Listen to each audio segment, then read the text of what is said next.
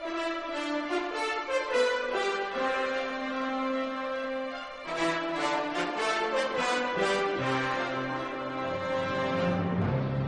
po si Batas, Attorney Batas Mauricio.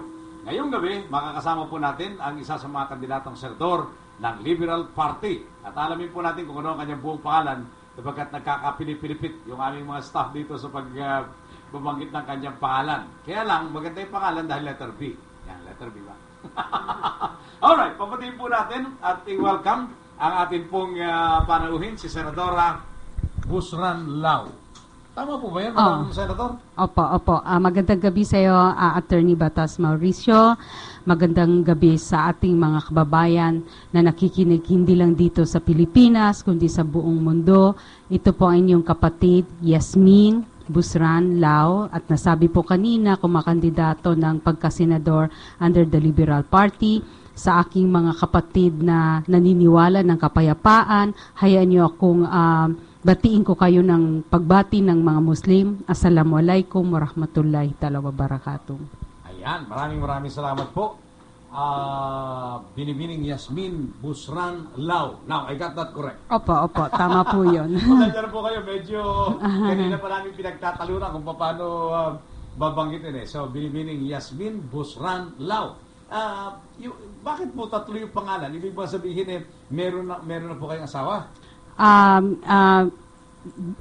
Widow na po ako, ang aking asawa. Namatay na po siya last year.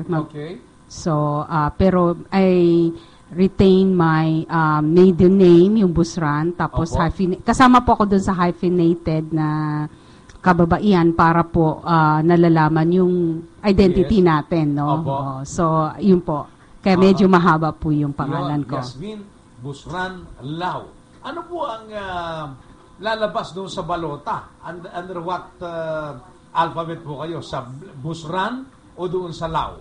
Doon po sa hanggang ngayon, pag tiningnan po yung COMELEC website at tiningnan yung listahan ng mga kandidato, nandun po ako sa number 26 na Lau. Pero meron po kaming pending petition na nasa COMELEC pa hanggang ngayon na under discussion pa na hiningi po namin na i-retain po yung Busran Lau ko po para po yung identity ko po fully established. Ayan, katulad ng nakikita nyo dyan sa ating monitor. Tama po yung pangalan yan. Yasmin Busran Lau. Pero ang malalagay lang sa balota ay Lau, tapos Yasmin Busran. Yun po yan, liwanagin natin. Yung nga kaya ilagay natin dyan sa monitor para yung mga nanonood sa atin, maintindihan. Ganun po pinagagawa ko, Madam Senator, para nang sa ganun, alam na kagad, no, itong ating mga kababayan na itong nagsasalita sa atin, ang apelyido, ganito hahanapin para po maging madali para sa mga botante. Pero katulad po ng sinabi ko kanina, may petition pa po kami sa COMELEC na to reconsider na Busran Lau po. So, hindi pa po final. Although, doon sa COMELEC website, Lau ako, pero hindi pa po lumalabas yung final printing ng balota. So, therefore, baka meron pong malaking posibilidad na pag lumabas po yung final na list at final na lalabas sa balota, maging Busran Lau po ako. Ayan, okay. Pero hindi po ba nag-umpisa na, Madam Yasmin, yung pong pag-imprenta ng balota at kung na-imprenta na yung balota at nakalagay na kayo sa Lau, sa number 26 sa listahan ng mga senador, hindi ba magdudulot lang ito ng kalituhan sa mga botante natin? Ang sinabi po ng COMELEC, base dun sa abogado na nagpa-follow up, hindi pa po na printa yung national. Yung national candidates po. Parang yung sa local, parang medyo ayos na yon. Pero yung sa national, ang dami pa ho kasing mga pending cases. Ayun. So, kaya hinihintay pa nila yung mga pending cases na yon. Ayun. At least hintayin po natin. Ang mahirap pala, kahit nag-umpisa na ang pangakampanya, hindi pa rin ninyo pwedeng sabihin, Madam Yasmin, na kayo ay hanapin sa number 26 sa Lau, hindi kayo, o doon kayo hahanapin sa letter B dahil hindi pa po maliwanag sa kasalukuyan. Okay, alright. Pero kung Busran o Lau man hahanapin, ating kandidatong kinakapanayam ngayon, pwede alamin po natin kung ano naman ang kanyang mga layunin at ang kanyang mga balakin?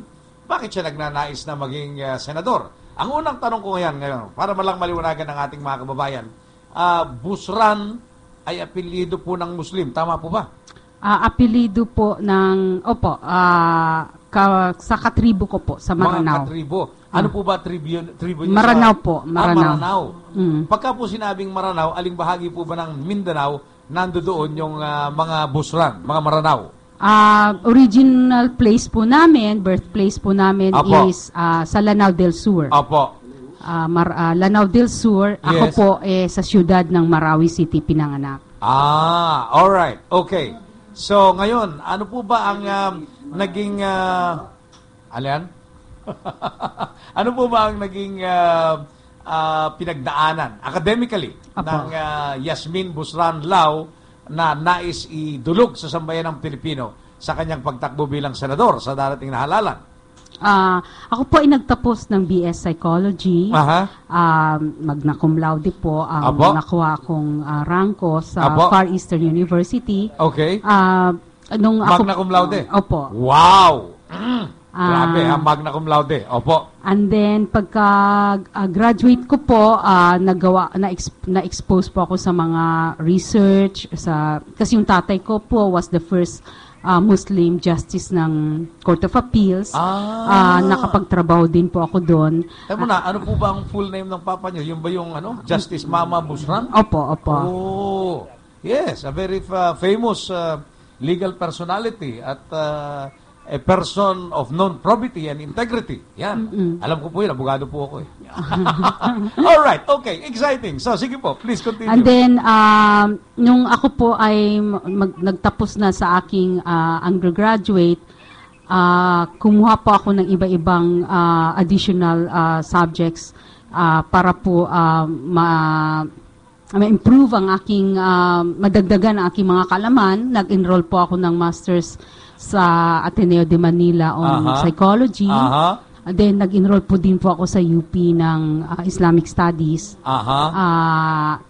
Then, umuwi po ako sa amin, sa Mindanao, kasi naisip. Kasi kung ako po ay kasama din po sa apektado sa conflict. Nung bata po ako, naudlot po yung pag-aaral ko sa provincial dahil na gera. So, sabihin natin na ako po ay isa ring internally displaced. Kung local po, ang tawag doon ay bakwit, no? Yes, nagbakwit. Nagbakwit. Ganun, nagbakwit. Oo. So, alam ko po gaano kahirap tumira sa isang lugar na affected by the conflict. Okay. So, nung nandito po kami, nakatapos na ako ng pag-aaral, naiisip ko po yung bayan ko. Umuwi po ako at nagturo doon sa Mindanao State University. Nagturo po ako ng psychology din po. I see. Wow. So, napakalawak pala ng background ng isang Yasmin Busran Lau na tumatakbong senador sa ilalim ng Liberal Party ni Presidential Senator Benigno Noynoy Aquino III. Okay, meron yata tayong mga nasa linya ng telepono at bigyan po natin ng pagkakataong makapagtanong dito po sa ating panauhin. Bagamat hindi ko alam kung nasaan. Unahin natin itong nasa Sun Cellular. Magandang gabi po sa inyo. Sino po sila? Ako si Jorex sa Tornay. Jorex.